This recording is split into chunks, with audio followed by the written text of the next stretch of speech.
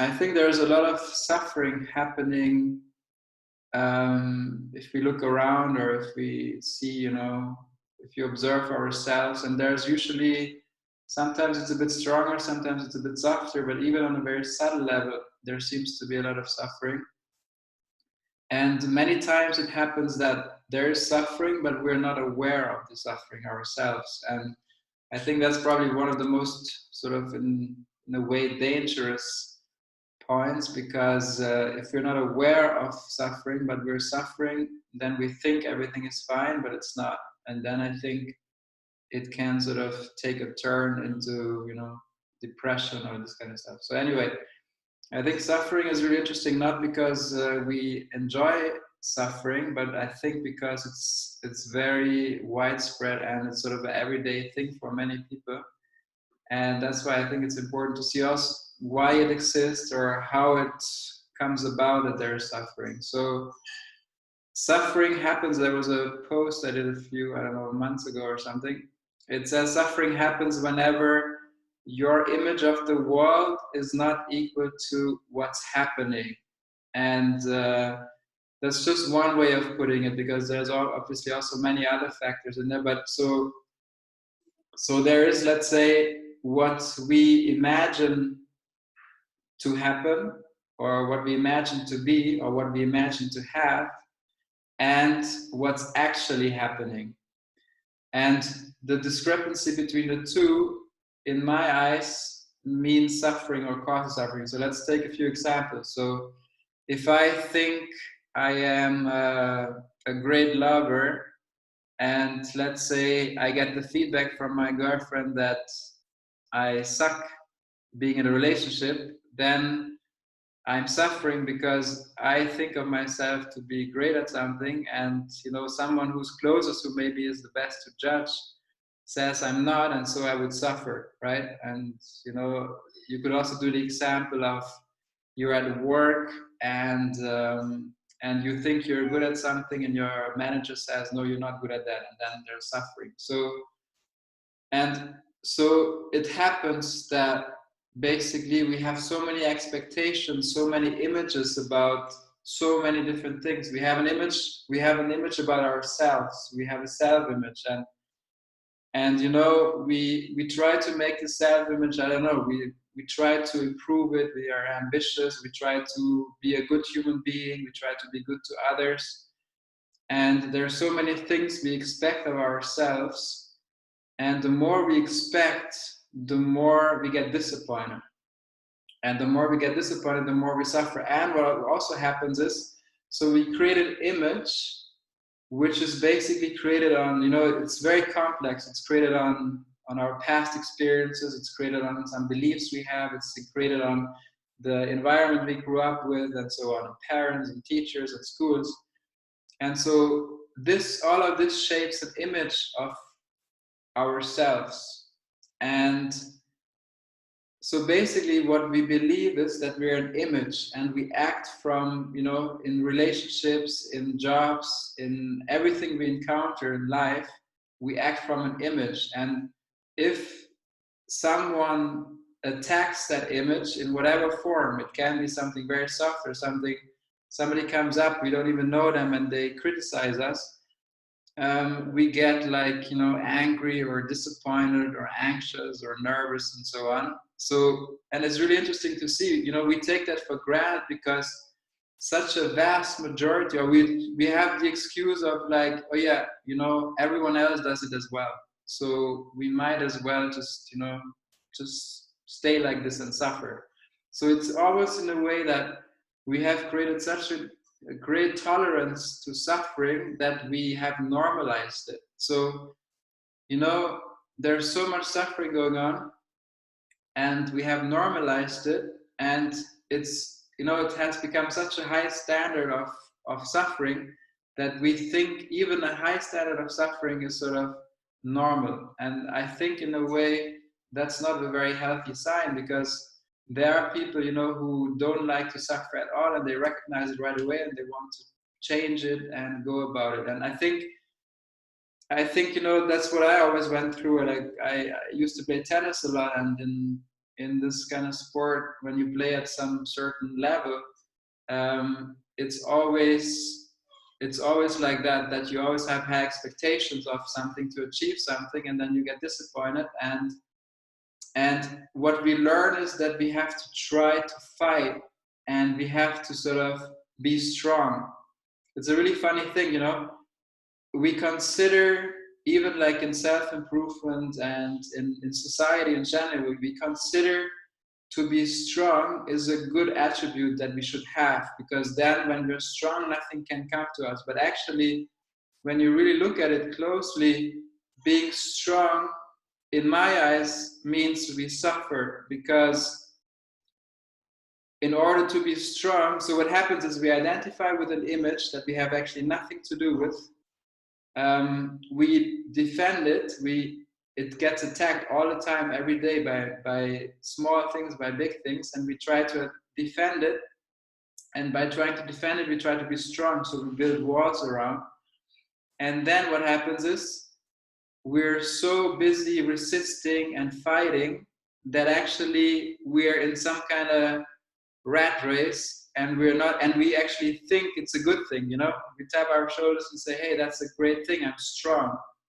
But actually it's only strong to the outside, but inside we're suffering, it's hurting.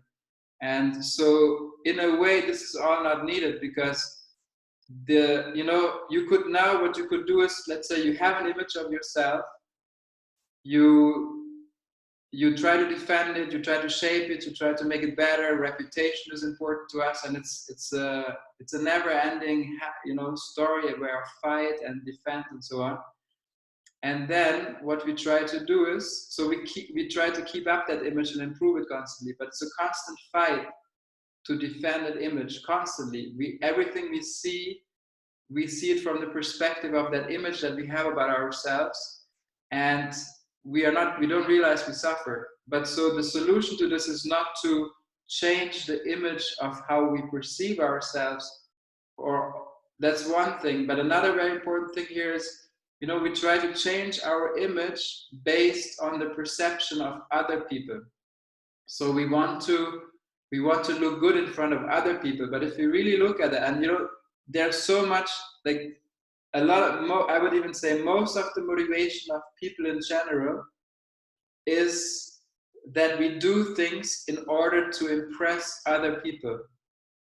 So examples could be in school.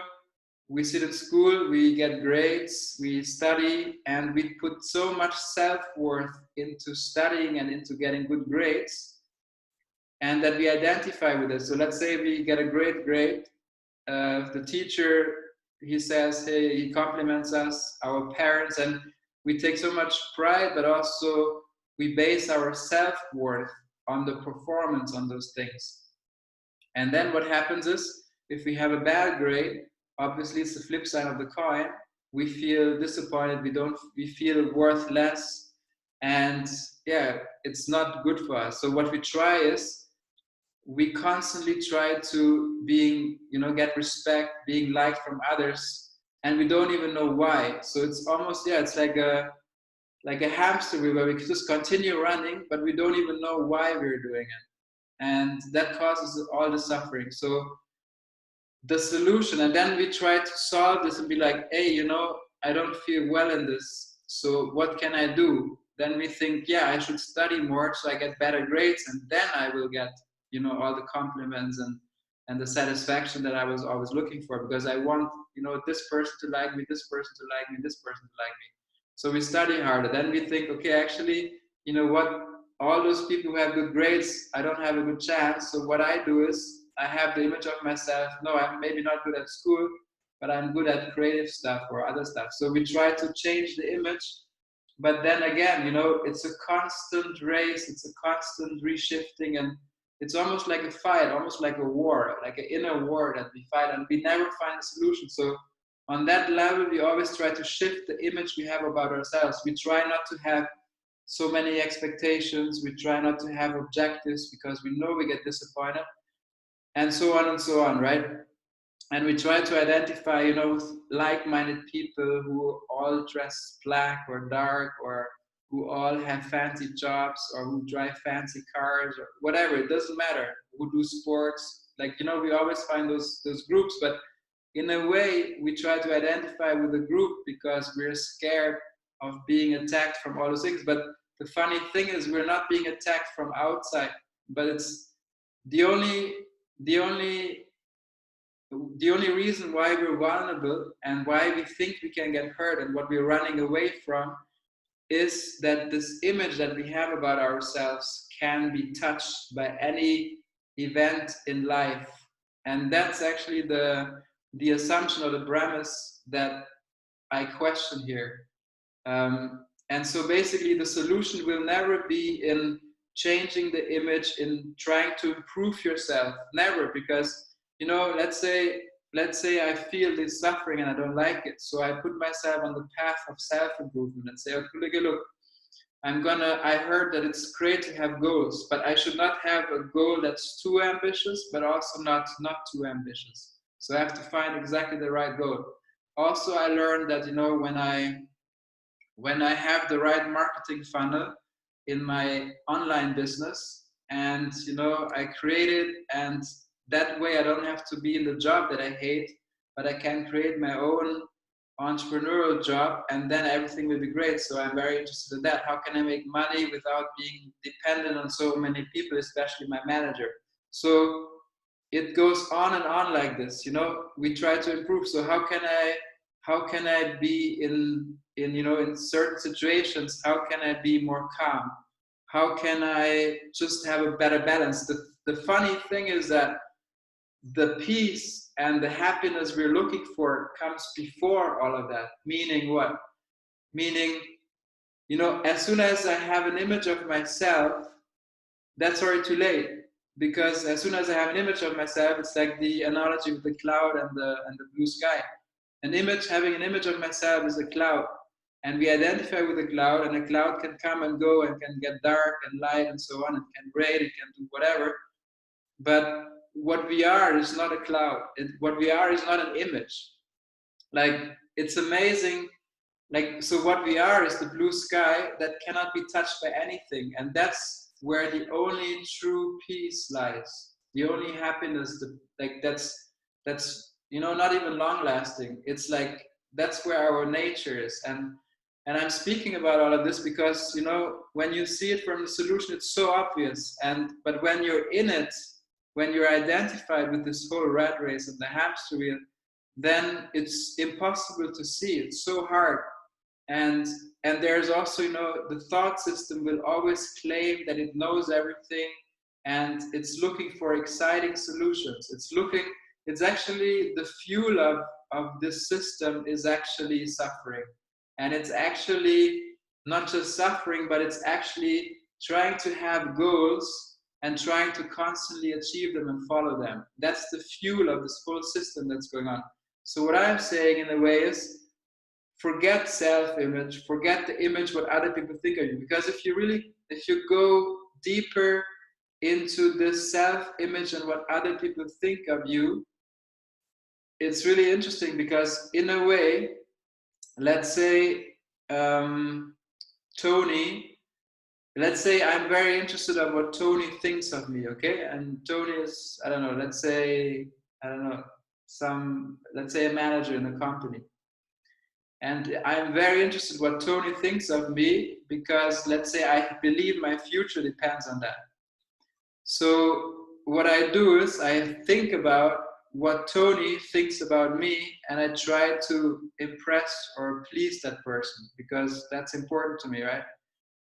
So, but it's never going to be possible that I know what they think because all of this thinking is happening in me. It's not happening in Tony, it's happening in me. And Tony is so complex as Benjamin, it's impossible to understand this because it's way too complex. It's two patterns coming at each other, and we always try. What we do is we project how we would, like, you know, empathy is something people say, oh, it's a great thing, you should have empathy, it's really important. In my eyes, empathy is maybe helpful in certain situations, but it's actually very, very limiting because what we usually do is we project what this other person may think of us, and if they think that we would see how we would understand how they think about us, and then we would try to act accordingly. But this whole, this whole pattern that I just explained is just based on many assumptions, but it has nothing to do with the truth. And also, we don't want to be, we don't want to spend so much energy on trying to impress someone. For what? That's on the false premise of trying to be something that we're not, we have nothing to do with. And there's the beautiful saying of be what you cannot not be. And be what you cannot not be is, usually, let's say also when we come into the self-improvement world, or, trying to understand ourselves more spiritually, you often hear the sentence of, be the best you can be, like get the full potential out of you, or try to be more peaceful, or try not to judge, or try to become a millionaire. I don't know. There's all those things. It's always about becoming, always. Because we're trying to become something that we're not, because we're not seeing what we truly are. We are so identified and so obsessed with the body mind and with what's happening that we totally forget that what we actually are is what we're looking for. And that's the funniest thing ever. It's so obvious, and it's not like that, the first reaction now would be, oh, how do I get there?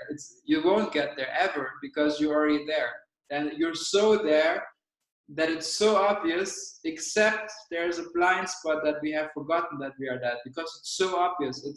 It's closer to us than a thought, closer to us than any feeling. It's right there, right there. There's no requirements needed at all. It's right there.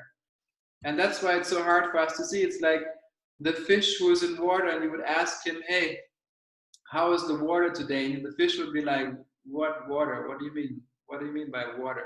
The fish doesn't know what water is, because it's always in there. It doesn't know a world without water. And the same is for us. Like if you hear, oh, you are like what? Awareness, you're love, you're peace. We wouldn't know what it is, because it's all drenched in it. And that's exactly the point. So if you sit there and you experience, you feel like, oh, but why do I not experience it? Well, it's not like that you don't experience it. Like the image that you take yourself to be does not experience it, because it's not an experiencing thing. It's an object. That's why it makes, and that's an important word, seeming. When you say, no, but that's how I feel and how I think, and I don't understand how I can get there, that's something that comes from an object. And an object that's already, as I said earlier, we identify with an object, and we basically separated us from what's actually happening, but only seemingly. So even when we don't feel it, it's like this anyway. And it just means that, yeah, something has forgotten about it. But even that doesn't matter from the ultimate, because it never becomes so. And the analogy for this, which I love very much, is, and I repeat it again and again because it's very helpful, the repetition in this, I believe. So the screen and the movie. So all of this, so the image that I just spoke about, the self-image we have, is an image of an action figure called Benjamin or Ankita or any other name. And so what we truly are is the screen, and that's the only true subject that there is, if we call it subject. Let's call it subject in that regard. And that's the formless. That's something that cannot be perceived. So if you look right now, there's a perception happening, there's a seeing happening, there's a hearing happening, and so on. And what happens is, in our system, we believe right away that since there's a seeing happening, there is a seer. And the seer we project onto this body mind, and we make it the entity on its own. And that's exactly that's the dilemma. Exactly that. It's like, imagine there is a musician playing the violin, and the violin would start thinking, hey, you know what, I'm running the show, I'm making this music.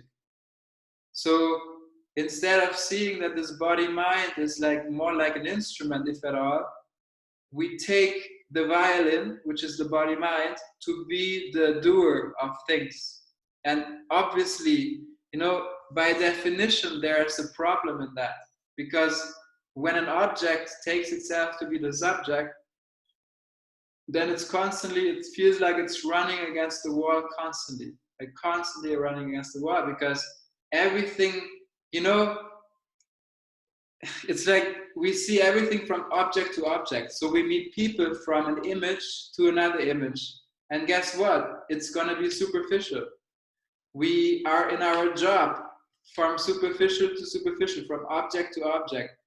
We read the news from object to object. And the world, we always, or like, you know, we always want to have peace in the world. We want to have joy in the world.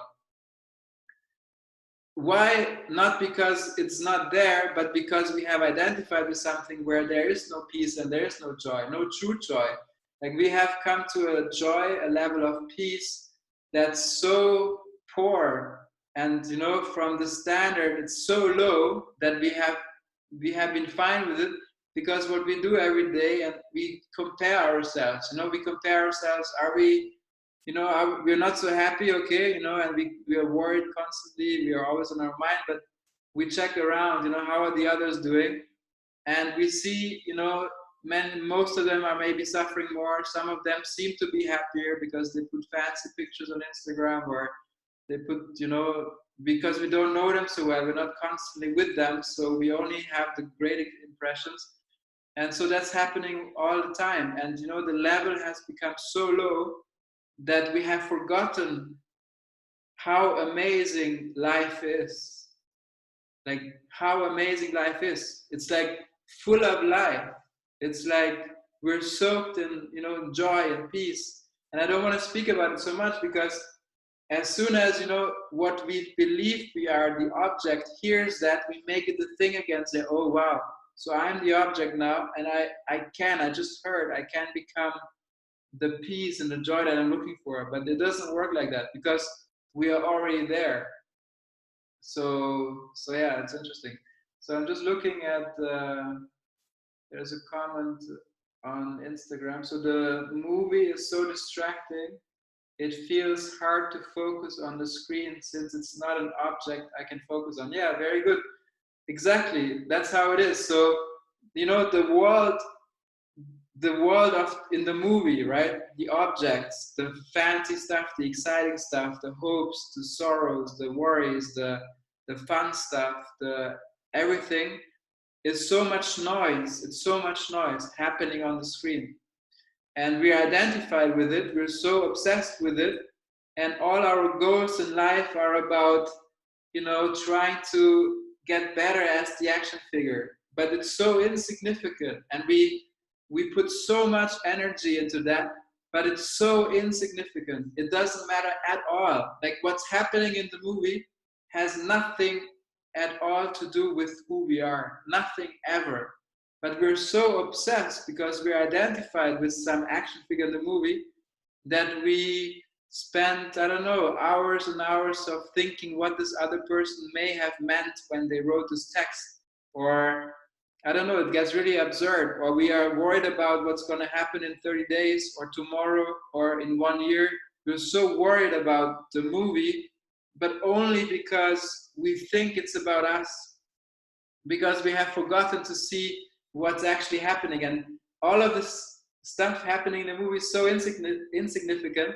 And as you said in your comment, it's exactly like that.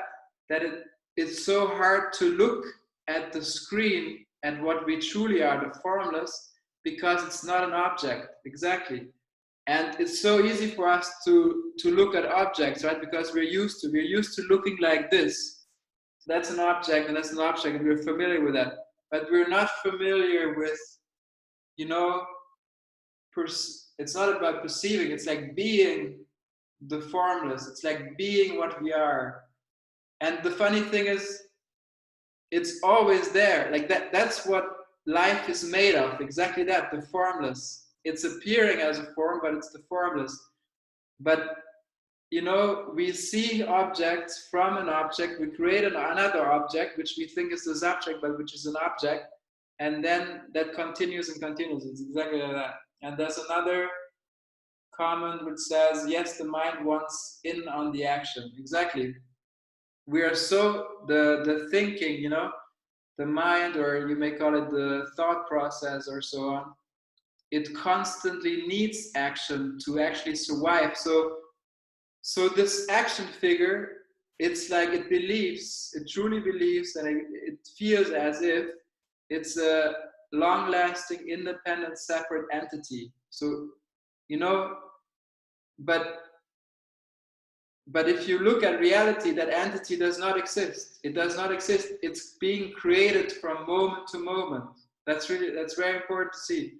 It's being created from moment to moment. It's like a thought is coming, and because there's a thought, because there's feelings, we automatically project that there's a feeler and a thinker, and someone who was born and someone who will die. And that's exactly the dilemma, to take ourselves to be the action figure. And meaning, we know the movie is going to stop at some point, and we hope so much that we are in a, maybe in a romance where we end up being with a millionaire and having no sorrows, because we believe once we have, 500 million on our bank account, there will be no sorrows. But obviously, it's not so. It's just a big illusion, constantly trying to have the carrot in front of us and trying to reach something. That's the mechanism, that's the fuel that keeps that all alive. And we try to make the best out of this movie, for the action figure, and we're so obsessed and spend so much time and energy on that.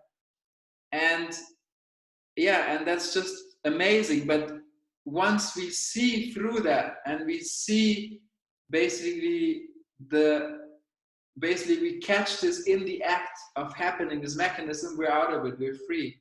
But actually, it's like, that's exactly one of the biggest dilemmas in, let's say, spirituality or looking for ourselves, is we identify with the action figure, and then we realize it's exciting, but it hurts. We try to get out of it, but the action figure will never leave the movie, ever.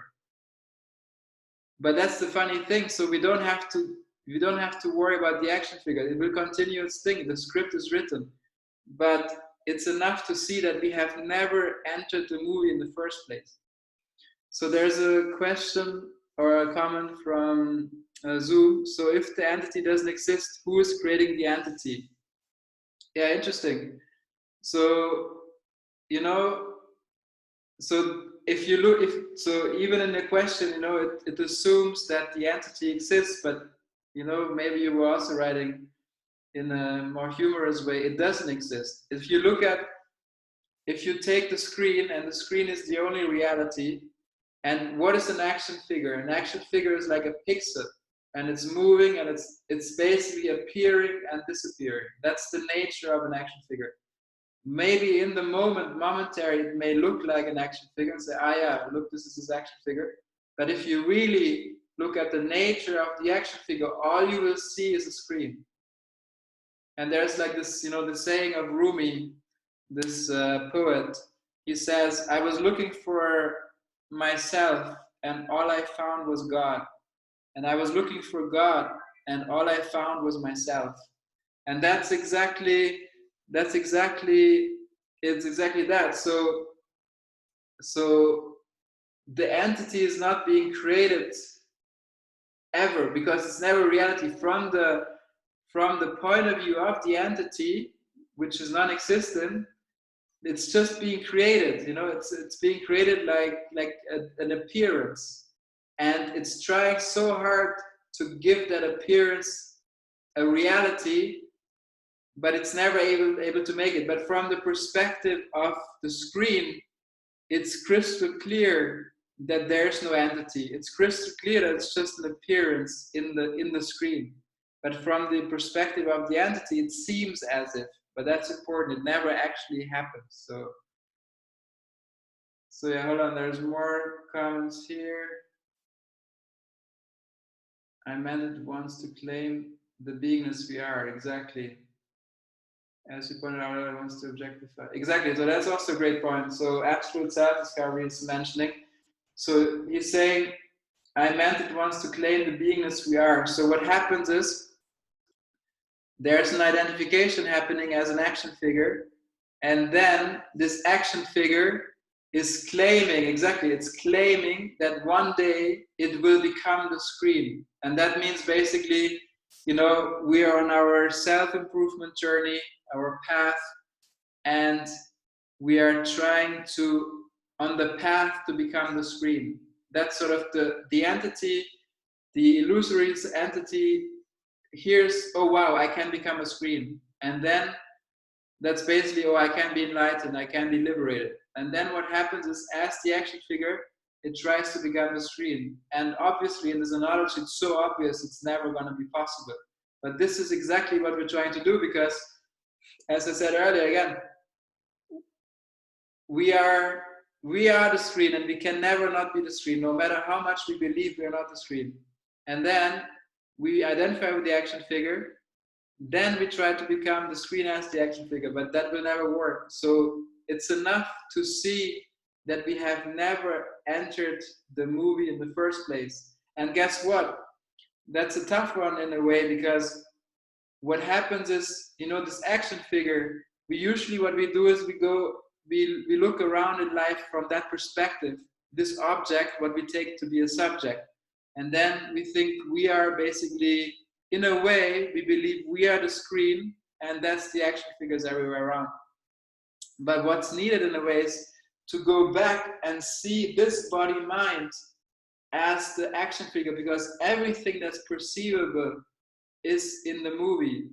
So what we are is not this body mind. You know, that's our starting point. We identify so much and we believe it so much that, and it's not even that, you know, for us, it's for the entity, the separate entity, it doesn't even feel like we're believing it, but it feels as if it's real.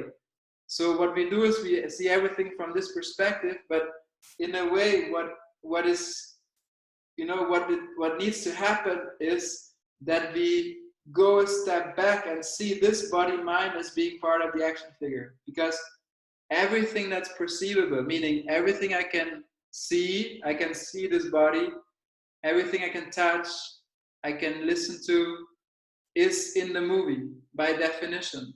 So as you said earlier in the comment as well, we try to objectify what we are. You know, even while I'm not religious, but you know, there's somewhere in Christianity, I think they say, don't have an image of God, and that's exactly like that. You can never experience yourself as a second, because there is no second. There's only the screen. So let's say, you know, in everyday life, you meet someone, and usually what happens is we meet someone on a deep level, and usually it would be from object to object. And you know, we have all seen those encounters where you exchange, and it feels like it's nice, but it never really goes deep. You look someone in the eyes, and you don't even look into the eyes because you don't dare. But then, you know, there's very rare instances, let's say, where we meet someone and we meet them not from object to object, where two patterns come together, but you actually see right through, and you meet, actually it's basic consciousness meeting itself through, let's say in this case, through two action figures. And there's so much beauty in that, because there's sort of a recognition of ourselves. Because in a way, you know, this whole movie, what we call, is like it's like a play. It's a play of consciousness. And of course, there's a saying, what is it? Fools take seriously what the gods made for fun. I like that. I think it was said by Alan Watts or someone. So fools take seriously what the gods made for fun. So if you take this analogy of the screen and the action figure, so, you know, as soon as we take everything happening in the movie to be really real and important, and and you know the world can go down and there's wars happening and everything, then of course we would get lost in it. And then we would live a life and say, hey, guess what? I'm hurt. Many other people are hurt, and there's no hope for anything. And I'm not saying that, you know, while as this body mind, I'm not saying, hey, just do whatever and you do, yeah, it doesn't matter what you do. From that perspective of the body mind, of course, there's, you know, in a way, values like aesthetics, you know, solidarity, compassion, that's of course given. But what I'm saying in a way is that there's no need to worry about the world because it doesn't exist in the way that we believe it exists. There's no such thing as an objective world out there. It's not. There's only, it's almost like a dream, you know? So it's like you dream at night and you're concerned with, when you're in the dream, you're concerned about what's happening. You don't want to fall from high. You, I don't know, you don't want to be hurt. You look for the best you can do. But then when you wake up, you don't think about anymore what happened in the dream.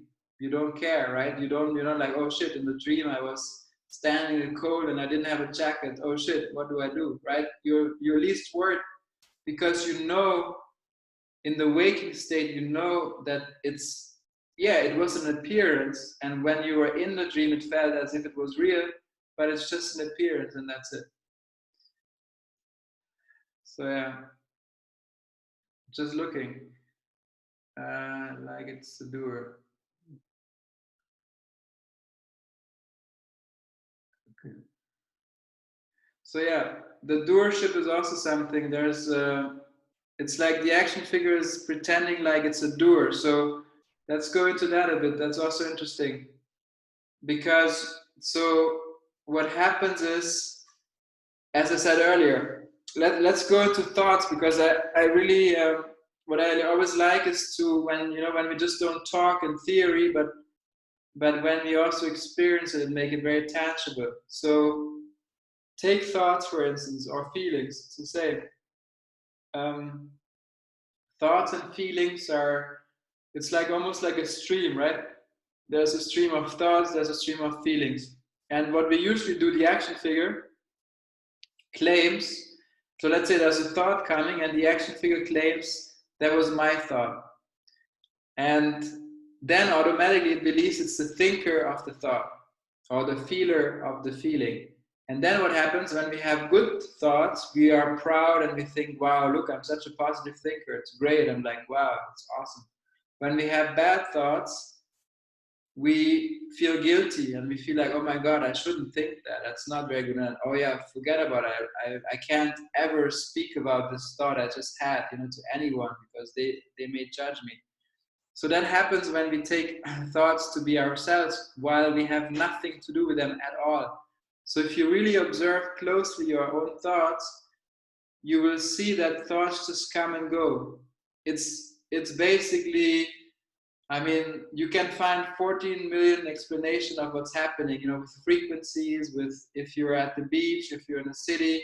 There's many influences to the body mind of thoughts and feelings that we have, but they're never about us or from us. And that's, if you want to have any relief in your life, that's like one of the biggest, that takes 80% of the relief that you have. When you realize that no thoughts or feelings are about you. There's an example, a friend of mine, he told me a few years ago, he said that he was sitting in his new apartment and he was just sitting watching TV and all of a sudden the thought came to him, oh, I still have to walk my dog now. And he was very irritated because, you know, he didn't have a dog. And so, yeah, he didn't give it much attention, right? So he thought, okay, he kept watching TV. And then the thought came again, no, now I really have to get up and walk the dog. And he was really perplexed. He didn't know what was happening because, I don't know, maybe he thought he was insane or something. And then, so he didn't know what happened, and then it came again, and then it stopped. But then, so the next day, he saw that the person living below him had a dog, and she was walking the dog in the evening. And so he realized, you know, that that he could also sense more subtle things, and he realized there's something like a group mind, you know, where there's different thoughts. It's almost like we're an antenna, and there's thoughts, and depending on which mood we are, or this body mind, you know, in which frequency we are, we're picking up certain thoughts that are sort of flying around in a way. And yeah, so just because, and you know, this alone, like just think about just all the problems that you have in your life right now or every day. Like where do the problems exist? Where can you localize the problems? Is it, are there like actual things, you know, that you carry around with? Or is it not that, if not 100%, let's say at least 90% of those problems are in the head, if not at all? Because isn't it what we said at the beginning, a problem or suffering comes from, we have a certain image of how it should be, and this should equal to what's happening. And if it's not equal that, then we suffer and then we get hurt. And, you know, it sounds so simple and straightforward, but this is what's happening every day, all day, in tiny and bigger situations.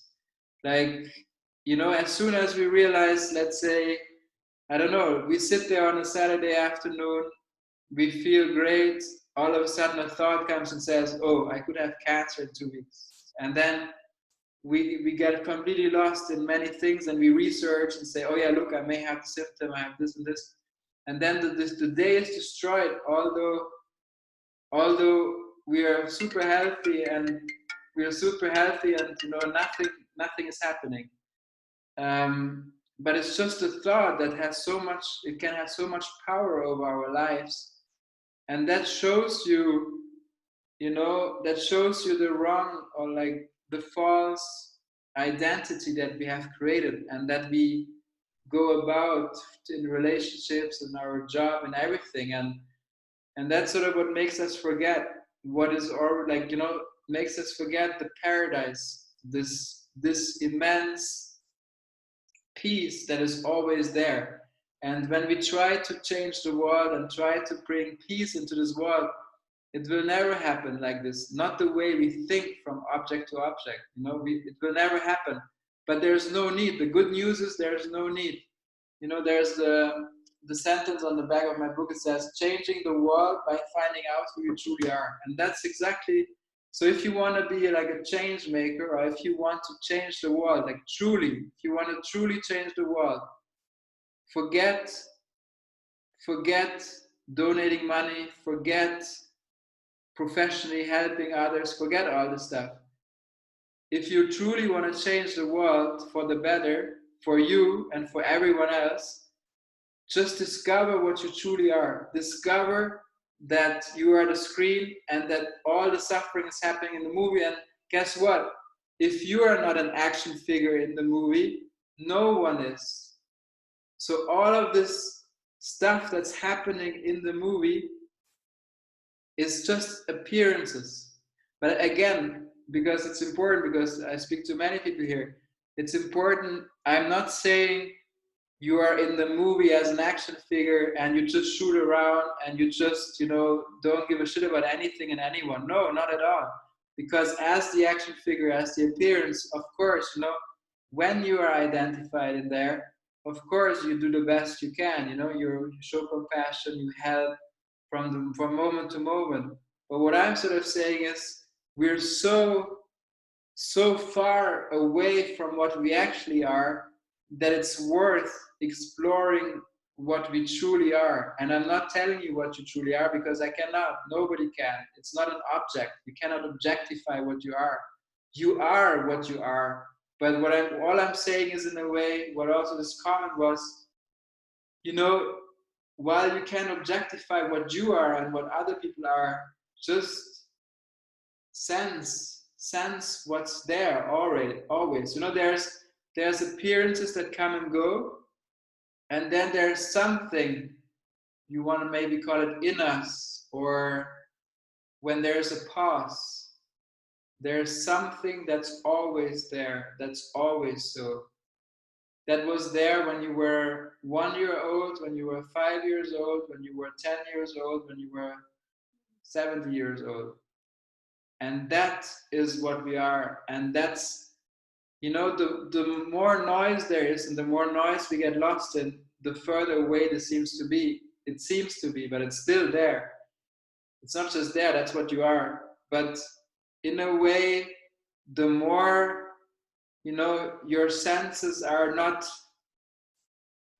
put so much onto what's happening in the movie and all the noise, but the more you sort of let go the senses of, oh, what's going to happen tomorrow? What's happening in the news? Oh, what did he say? Oh, what is he going to say? Oh, you know, the more you let go of all this noise and you find the peace within. It's not even within or without. It's like you are that. But the more sort of your senses retreat, the more this, what used to be, let's say, in the background of your perception, the more this will take over your life. And you know, it's not reserved to the elite. That's something that it's ordinary. It's an ordinary thing. And you will see, you know, when your days become lighter, when there's less to worry, you will see its effect, and its effect is huge. And its effect is, it doesn't mean necessarily you're going to be a millionaire. It doesn't mean necessarily you're going to be famous. It doesn't mean necessarily that there are no more problems from the, you know, within the movie. But it means that you're sitting on the couch, you're leaning back, and you're not worried what's going to happen. And that's, I think, one of the really big things, that you are not concerned with what's going to happen. You are not concerned with what happens. And usually this is where all of our energy goes. We're so obsessed with what happens. And, you know, and yeah, we want it to happen like this and not like this. And we want this to happen and not like this. And that one of the big underlying assumptions here is that we are in control as the action figure. But if the moment we see that the movie is written by some director or a script writer, the moment we clearly see that we are not the God as the action figure, but we are the screen and it's written by someone else and that it's going to happen anyway, what needs to happen, the moment you can let go and you can actually enjoy the show, you know. So I think there's, you know, the action figure will go its path. It's on a path, you know. You can maybe see it through astrology, or you can have a vision about it and stuff like this. It's going its path anyway. And but the good news is it doesn't matter where it's going because you have nothing to do with it. But at least enjoy the show, you know. That's sort of what I'm saying. So anyway, hold on. So there are a few comments. Do you have any questions or comments in Zoom? I'm just looking here.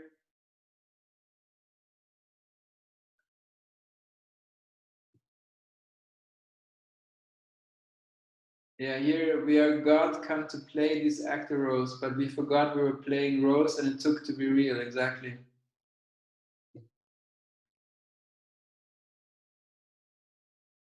The absolute, I saw the physical or metaphysical, but forms of thoughts. They are like little black tadpoles floating around. Eckhart Tolle refers to them as entities, black in color. They cannot enter the absolute that you are. They only affect the body and mind. Exactly. Pure white still light, you are unmoving, no thought. That is no. Then it's known absolutely no world exists. You are that. It feels like I can control this action figure. Okay, so here's a question. It feels like I can control this action figure. Are you saying that the control is another thought? Yeah, it's not just another thought, but it's also a feeling. And it's a feeling, a thought, and it's using experience to say it's true, because everything, so for every belief that we have, that's an important thing why this whole thing is fun, you know, is working so well. It's that every belief we have, we find proof for it in our experience. So You know, you can see that in our daily life. If you believe that life is amazing, then you will walk through and you will see many, many positive things. If you believe, you know, life is not cool and it's just pure suffering, then you will see a lot of suffering. So you will find proof, you know, you will find the people who just confirm the belief you have. So I would say it's not just that control. So it's, what happens is the following. There's action happening, and then right after it happens, there's a claiming. The claiming says, I was in control, I was doing that. And so that's linked with the thought, but also with the feeling and with memory. So that's all interlinked. And that's basically what's happening to your question. And it's like what I said earlier, you know, with the example of a musician and the violin. So a musician is playing a violin, and the violin is basically saying, hey, guess what? I'm the one playing, making the music. I'm the one as the violin. And it could say, hey, look, I have the proof. You know, where is the music coming out from? Is it from you, or is it because you're nothing? Or is it coming from my body as the violin? And you know, you would say, of course, it's so obvious, you see? But the violin ignores that there's a musician, you know, playing the violin, but it doesn't see it because it just heard of it, but it doesn't see it. But so it's similar to that. Any other questions or observations?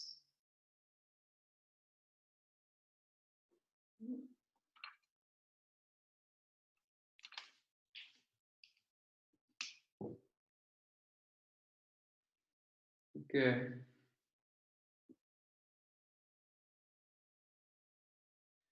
Okay. Okay, that's a good question. So here's another question from Zoom. So from this approach, how would one take decisions? So decision making is exactly like that as well. So there are probably, I don't know, thousands or even more decisions every day. You know, it's like, you know, we get up, the body mind gets up. The decision in a way, do I get up with the right leg or the left leg?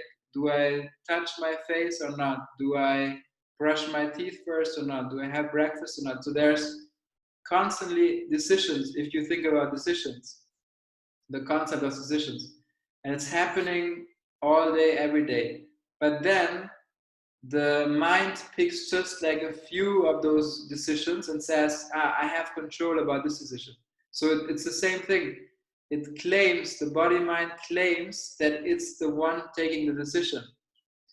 So it's the same as I just said with the violin. So the violin, so you know, the violin is being played. So a piece by Bach or by Mozart, Beethoven, whatever, it's being played. And when it's being played, the notes, the violin would say, oh shit, you know, what am I gonna, hopefully I'm not gonna hit the wrong note today. And then it knows already maybe the weak points or not. And it builds like a certain situations where it says, oh, now I really have control of this because I'm the one playing. And then it's just all seemingly so happening. So, you know, what happens is we take those situations and we make those a problem and say, but look, I could decide A and I could decide B, but we can look at this from many different angles. But if you look at, you know, if you look at, okay, let's look at it from this angle. There's no entity there to take a decision. So it's the same question about free will. You know, there's a lot of discussions about free will. If there's no true entity out there that has free will, then the discussion is done.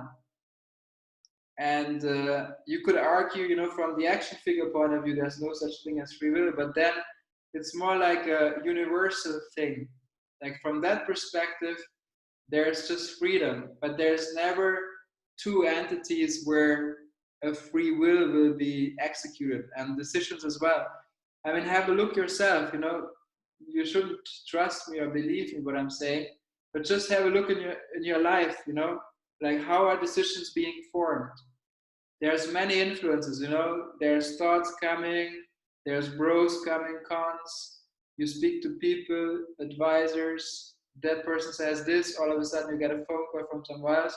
So there's a lot of, the body mind gets influenced a lot, and decisions are there, they're taken in a way, but it's never going to be like, oh yeah, now I have a decision to take A and B. Like if you look at the body, our body, like, you know, we think, or sometimes we pretend because we never think about it, that we have control over the body, right?